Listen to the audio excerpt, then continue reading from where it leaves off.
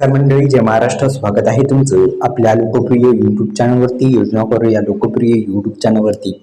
मित्रांनो, नमो शेतकरी योजनेचा हप्ता मुख्यमंत्री यांच्या आदेशानंतर वितरित होणार का आणि कोणत्या योजनेचे पैसे आता शेतकऱ्यांच्या बँक खात्यामध्ये जमा होणार या संदर्भात सविस्तर बातमी आपण जाणून घेऊ. तत्पूर्वी पुन्हा एकदा विनंती आहे, आपल्या यूट्यूब चॅनलला सबस्क्राईब केलं नसेल तर सबस्क्राईब करू शकता, बेल आयकॉनला ऑल प्रेस करू शकता.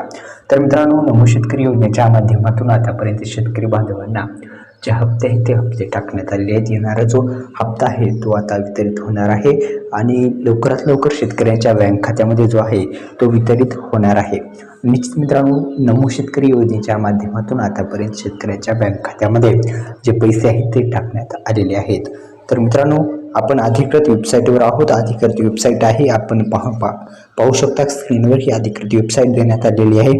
तुमचा आधार क्रमांक असेल, बँक खाते क्रमांक टाकायचा आहे. तुमच्या खात्यामध्ये पैसे जमा झाले का नाही हे तुमच्या लक्षात येईल.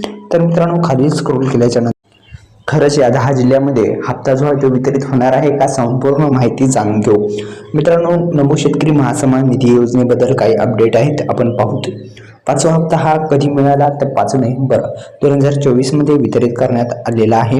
6वा हप्ता जो आहे तो मार्च महिन्याच्या शेवटच्या आठवड्यामध्ये मिळण्याची शक्यता वर्तवली जात आहे. आता शेवटचा आठवडा चालू आहे आणि या आठवड्यामध्येच पैसे वितरित होण्याची शक्यता वर्तवली जात आहे. नवीन नोंदणी ही अजूनही सुरू आहे. आपण पात्र शेतकरी असाल तर लवकरात लवकर अर्ज करू शकता.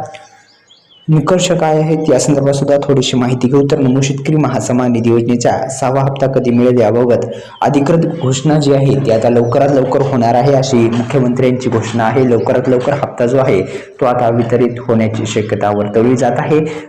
या 10 जिल्ह्यामध्ये जो आहे तो आता पीक विमा जमा होणार आहे आणि नमो शेतकरी योजनेचा पण हप्ता आता वितरित होणार आहे. तर मित्रांनो, आपल्या यूट्यूब चॅनलला सबस्क्राईब करा. धन्यवाद. जय शिवराय.